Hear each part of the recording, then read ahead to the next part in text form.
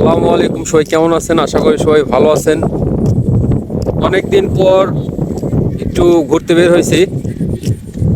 তো এটা হচ্ছে আকর্ষণ টু কুন্দলের রাস্তা। গত বছর এই সময় এই রাস্তার উপর দিয়ে মোটামুটি এতখানি পানি হয়েছে, ঠিক আছে। কিন্তু এবছর মানে কোনো আশঙ্কায় দেখতেছি না। তার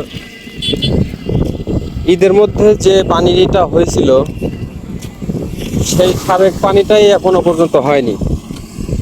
তো দেখা যাক কি হয়। এই যে পানির অবস্থা, ঈদের আগে হচ্ছে এই যে যেগুলো জায়গা দেখতে পাচ্ছেন কাছে নদীর সাইডে যেগুলো, এগুলো ডুবে গেছিল। তো এখনো পর্যন্ত পানি বাড়ার উপরই আছে, কিন্তু বাড়তেছে দিন সামান্য করে। আসলে এবছর কি হবে কৃষকদের, হ্যাঁ আপনারা ভাবতে পারেন কৃষকের আবার কি সমস্যা, ধান টান তো উঠেই গেছে।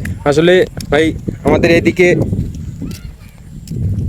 দুইটা করে আবাদ হয়, মানে একটা এই পানি নামার পরে হচ্ছে সরিষা, আর সরিষার পরে হচ্ছে হয় ইরি ধান। তো এই পানিটা যদি হচ্ছে এখন না বাড়ে, পরে যদি বাড়ে, তাহলে পরে পানিটা কমতে কমতে সরিষার যে একটা সিজন থাকে সেটা সময় মানে এক্সপায়ার হয়ে যাবে, তখন সরিষাটা হবে না। আর সরিষা যদি বুনিও, কিন্তু ধান আবার এই পানির মধ্যেই পড়বে, ঠিক আছে। এটা হচ্ছে কৃষকের দুশ্চিন্তা। তারপরে আল্লাহ আছে, দেখা যাক কি হয়। এরা হচ্ছে সিরাজগঞ্জ তারাস চলন বিল।